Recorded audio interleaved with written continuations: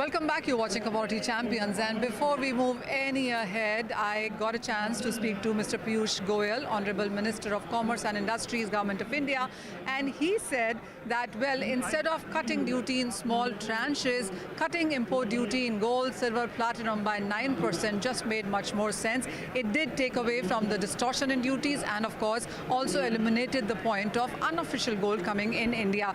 He also said that at this point in time, there is no thought on increasing GST. He also told us that there's a lot of conversation happening with various countries, and India is in a negotiation position, and that there are FTAs being discussed with various other countries. Let's listen in. Issue about gold and silver rates needing to come down. I think over a period of time, subsequent budgets, one after the other, kept on increasing gold and silver and platinum import duty rates to an extent where it became almost irrational. In a way, the incentive not to pay that duty, and you know what I mean by that, became very high. Yes. Probably just flying down to Dubai and coming back. It worked very well if you even took a piece of jewelry and brought it to India. And this was certainly hurting the interests of Indian industry, hurting job creation. Industry is now slightly concerned, and even in hush-hush tones, they now seem to be discussing, even worrying that is there a higher GST coming in? नहीं, आप चिंता मत करो. चिंता में रह के कोई फायदा नहीं होता है. कौन सी पिक्चर का डायलॉग है वो अनिल कपूर का? Be positive, है ना? कौन सा है? वेलकम. बी पॉजिटिव यार. आप लोग ये सेक्टर जिंदगी भर रोता रहा है, जरा कभी तो खुशियां भी मनाओ यार.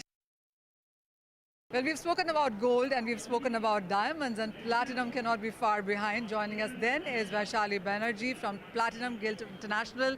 Vaishali, hi, thank you so much for joining us. Hi. And it is about platinum also, because the duty cut has happened quite sharply here. You've been asking it for it, and what is the impact now? I think the mood is great. As you can see in the show, it's been so busy. So we're really seeing a upbeat mood. People are just willing to look at things, explore. So it's really good to see it. And I've been told, and you know, some of the stores we've been to, consumers are back in the store. And so we're fingers crossed, looking at especially ahead of the festive season. Exactly. So tell us, when it comes to platinum, what is the kind of growth that you have seen on an year-on-year basis for India? So if I look at retail, retail has always been in and around 20% for our overall market. But our larger key partners have always been ahead of that, so 25 plus typically. Last year we saw around 18% for the entire market. This year, we should definitely get that, and maybe a little bit more because of this. Though I have to say that the first quarter, it was a little down, but seeing the mood now, I think we can more than make up for it. Vaishali, when it comes to men category or women category, where do you see a better growth coming in? Well, in terms of value and volume from men's, naturally, because they are heavyweight. But in terms of number of pieces or number of times that a consumer picks up a piece of platinum jewelry, I would still say it's the women's jewelry. And duty drawback is something that you picked up as a point that still needs to be sorted out. What's your sense on that? I just think that, you know, we've got very high quality platinum jewelry manufacturers in the domestic market now, because this market is thriving. And they should have access to the rest of the world, because the demand is globally very strong. And now that we are looking at Middle East as a market, this will help us export our jewelry into those markets, which I just think is an opportunity for us all to grow. When you look at India versus the rest of the world, what is the kind of numbers that you're picking up in sense of consumption going forward? So at an overall level, we are expecting, at least this is what Metal Focus has said, is overall jewelry will see a modest growth. India continues to have high growth. US is also growing, as is Japan. So Japan, of course, is a very, very highly, dominant market, and it's been a long market for platinum. So it's very much more mature. But if we look at India and US and Japan, they're all growing. And Middle East, very, very nascent at this moment, but is showing great potential. So when it comes to platinum, which bracket would you put it in? Is it like an engagement, or is it like gifting, or is it wedding? How is it picking up? I think the two main categories is your commitment rings and self-purchase. These for men and women, both. So commitment rings, because some people use it as engagement, while some people buy a lot of anniversary gifting. That is what we find a lot in terms of the love gifting happening during anniversaries, and self-purchase for both men and women. How are you looking at the forthcoming festive season for platinum? We are feeling good about it. And also, I think the duty cut has really helped to push it forward. The momentum is good. The manufacturers have actually looked at great innovation in all three categories, which what I'm hearing from retail, and we had our BSM just a month back, what we saw at retail was also a lot of enthusiasm. So yes, we're hoping for a good season. Right. Wishing you all of that and more, Vaishali. Thank you so much for joining us. Well, it's that time of the year when you have more and more exhibitions continuing in case of jewelry, diamonds, and of course gold. They're joining us now to talk about all of that is Mr. Nirav Bhansali. He's convener national exhibitions at GJPC. Nirav, hi, thank you so much for joining us. And the response that you're getting at IIJS at this time around really seems to be very, very strong. So much so that you have so many exhibitors and the space is less. Yes, this is by far the biggest IIJS ever. It's the 40th edition.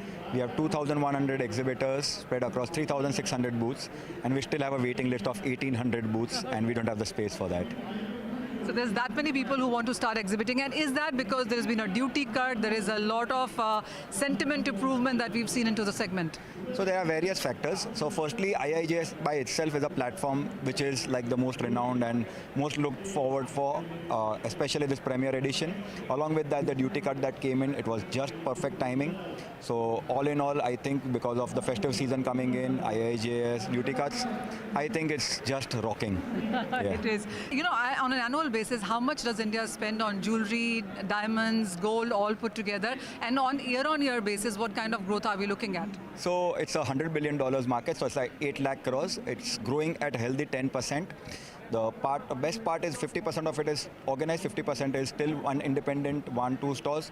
So for big corporate conglomerates, for expansion, they have a lot of room. I don't think any other industry provides this kind of base. It's the second biggest spend in the country, wedding industry. In wedding, jewelry is one of the topmost spends. It's 7% of the Indian GDP, 15% of the merchandise exports. So it's an amazing place to be, an amazing industry, and the future is very bright. I would say it's the best time for Indian jewelry. The next 10 years is going to be really golden, diamond and platinum. All right. You know, also one thing, while we have seen hallmarking come in for gold, there has been a lot of conversation around the exhibition talking about some kind of a standardization for diamonds as well. What's your sense on that? Yeah, so even I am a strong proponent of that, because we want to give transparency and confidence to the consumer. With the hallmarking coming in gold, now today nobody talks about a lower caratage of gold or being cheated. But I wouldn't say that there is cheating going on in the diamonds, but there are different standards followed by different labs. All are not means having the same standard. So if government or some regulatory body or all of them come together and come to a uniform standard, where we can say that SI1 is an SI1 for every lab, that would really give a very strong confidence to the consumer, and they can buy with confidence from any retailer across the country. The other thing, Nirav, everybody seems to be talking about is the Diamond Impress license. We saw Piyush Goyal ji also talk about that. So what's really the latest on that?